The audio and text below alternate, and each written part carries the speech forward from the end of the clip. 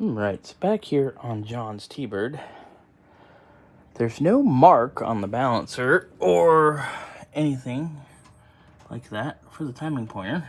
So I'm in here trying to get TDC, but look how fouled these plugs are. Good God.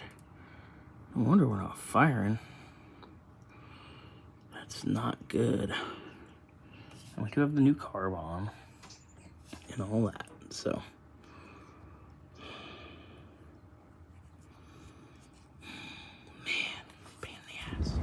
Well, after figuring out how off our timing and everything was, and how firing order was all bad, and 180 degrees out, it does have some exhaust leaks and stuff, but it's running all right.